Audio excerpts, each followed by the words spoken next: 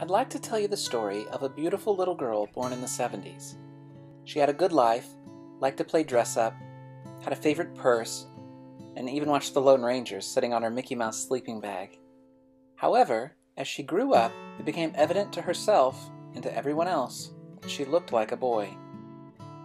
So she tried to live a boy's life. She still liked tucking her dolls in at night, but she also loved He-Man and Transformers.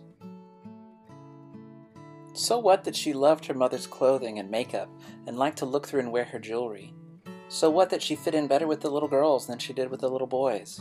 That was all secret, and she was afraid it was wrong and that it might make her a freak, so she kept it hidden.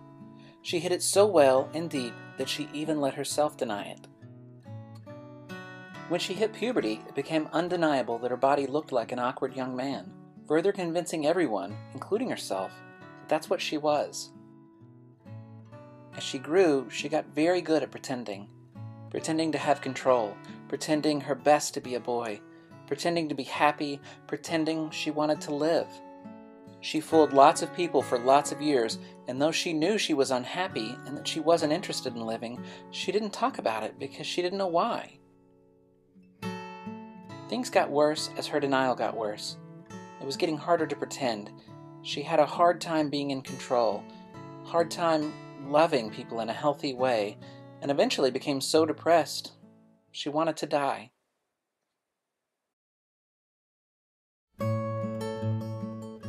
To save herself, she let the boy drop away and let herself be real for the first time in her entire life.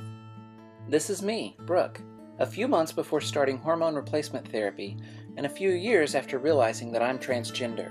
That means that the gender I feel in my brain doesn't match the sex of my body.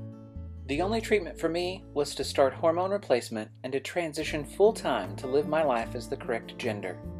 My second puberty has felt just about as awkward as my first one, but instead of things becoming more and more difficult for me, things are becoming easier because I'm becoming who I'm supposed to be. I got through my first real awkward phase, and I started to really blossom. I was feeling happy for reasons that I really couldn't say, whereas in the past, events would make me happy, like a birthday, but now I could just be driving down the street and feel happy. I started to really get to know and to understand myself. Several things about me, instead of really changing, they just came to light. And I was able to be honest with myself and with other people for the first time in my life, and it's been great. I'm a little over a year into my transition now, and everything hasn't corrected itself. It hasn't all just fixed itself. But the things that are still wrong are things that I can continue to work on and things I can really get my hands around, instead of just having this misunderstood, unknowable depression constantly around me. My wonderful and beautiful wife has stuck with me. Our relationship has transitioned along with us, and we're now closer than ever.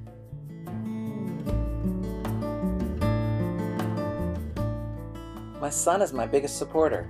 He now calls me Mari instead of Dad, and told me once, "Do what makes you happy, and if anyone's mean to you, ignore them."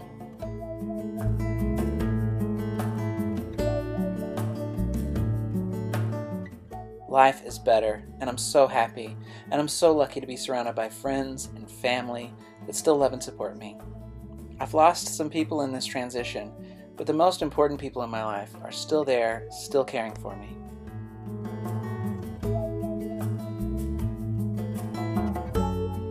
My advice to everybody watching this video is to be true to yourself right now. Don't wait 40 years like I did. It's true what they say, sometimes things feel like they get a little harder before they get better, but being better, oh my God, it's so much better. It's hard to explain. I'm happy, and I want you to be too. Thank you for watching. Love you all. Bye-bye.